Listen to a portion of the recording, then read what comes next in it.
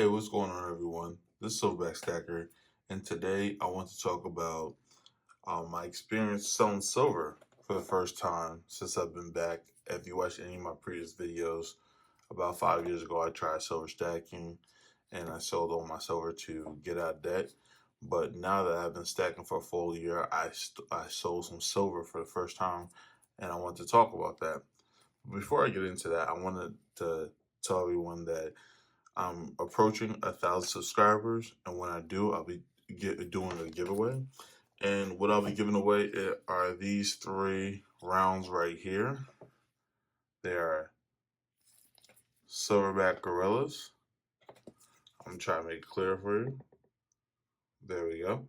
They're silverback gorilla rounds, and it says "Take your silverback." So I'll be giving these away. I think they're cool looking rounds, and I want to give something back to the community. And this will probably be the only giveaway I do.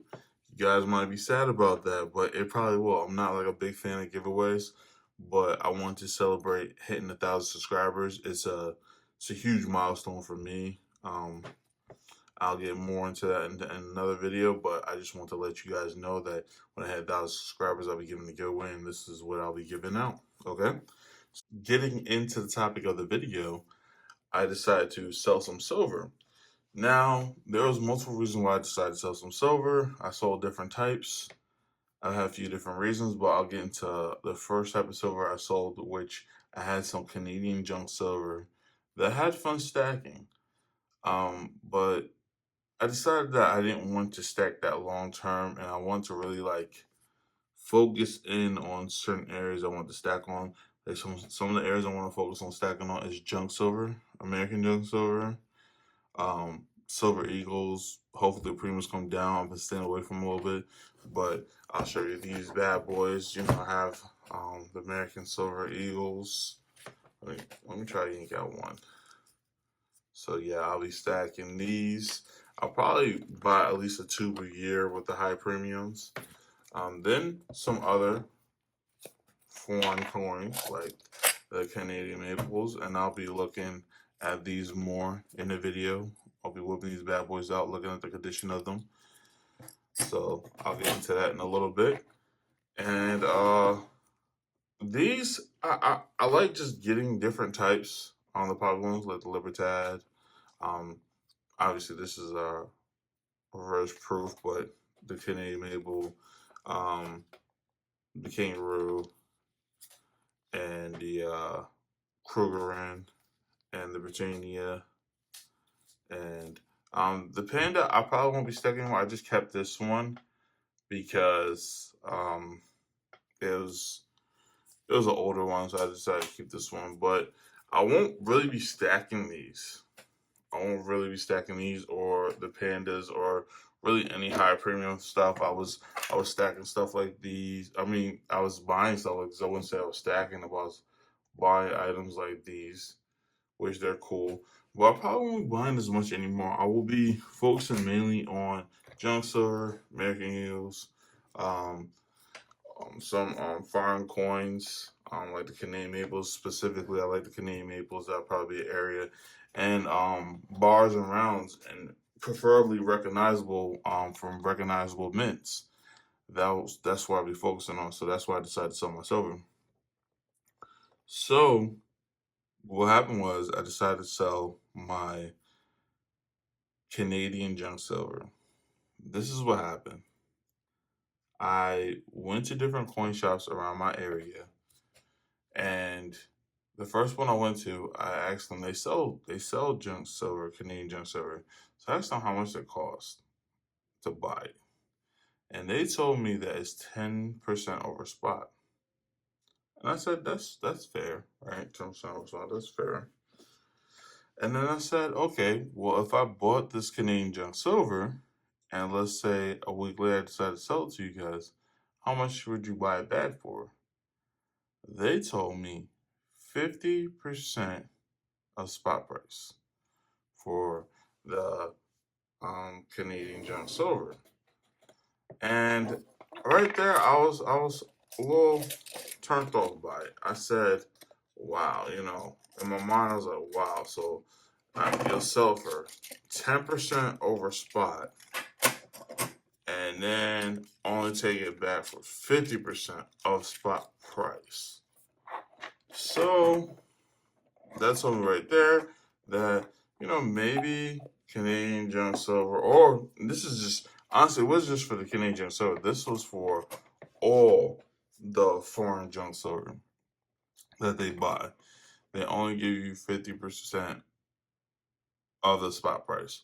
So I decided to call around to different coin shops, and the best that I could do was about 60%. It was about 60%, and that was going to be an hour drive from me. So it would have been about 50, 60 miles away from me. And that was the best I could do at a coin shop. Now, I was told, I had a friend that he works at a coin shop, and he told me that he would be willing to sell my junk silver online, and then he would get a small commission, and that would have been not a bad deal. Like I think he was going to take um, a few dollars. It would have been like $1 or $2, and it wouldn't have been bad, and it would have been better than me selling to the coin shop. Wasn't a bad deal at all. That's definitely an option. And I also want to say that if you decide to stack Canadian junk silver and you're willing to sell it online, like eBay and different platforms, you'll probably get 10% over spot. You could definitely do it online if you decide to sell the stuff yourself. So that's definitely an option. I'm just not really into that. I don't really want to spend my time trying to sell, ship, and all that. That's just something I don't want to do. So that's all part of like the exit strategy, is like, how do you want to exit, sell your stuff? And some people may not mind. They may not mind selling the stuff themselves online, and I say, hey, that's great for you. That's definitely a good option. It is. If you want to take time to do it, it's a great option. So this is what ended up happening for me, is I decided to accept calling coin shops. I decided there's different places that just buys and sell silver exchanges, gold exchanges. That they'll buy it, sell it. So I decided to talk to one of these places, just buy and sell silver, and they're not really a coin shop. And what happened was I found a place that would buy it, just, it was about 50 cents under spot. Like 50 cents under spot. And he would buy it, which that was the best deal for me in my area without me having to sell it myself. So I decided to offload the junk silver there, and I ended up getting about, it was about 90 something percent, really close to, it was really close to 90% of all of the amount I would have got, instead of just getting 50% from a coin shop or 60% from a coin shop. So I took that deal because I didn't feel like going to households trying to sell it myself, or give it to somebody to try to sell for me, something like that. And it worked out. So I was happy about that. So I decided to sell that. I also decided to sell some other high premium items, because I want to try to get away from some high premium items. And the reason is, for me, I'm not saying this for everybody, but when I first started stacking, I was just buying whatever I liked, whatever looked nice. And there's nothing wrong with that. I want to say, if you enjoy it, there's nothing wrong with that. Have fun. But for me, what it was is that I would, if I buy some high premium items, let's say like a series or something that has multiple different designs, I'm kind of a person where I don't like for things to be incomplete, so it'll make me want to collect more, and I want to stay away from that. I don't really want to be a collector. So since I had this desire to collect all the stuff and try to get all the series, all the numbers, all the years of it, I decided to go ahead and sell some of that stuff because I want to focus more on stacking.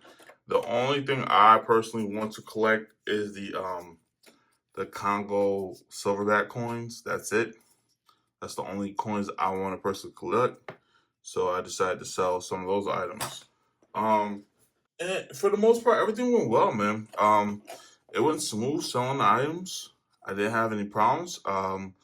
Most of the items I sold, I got a certain percentage over spot price.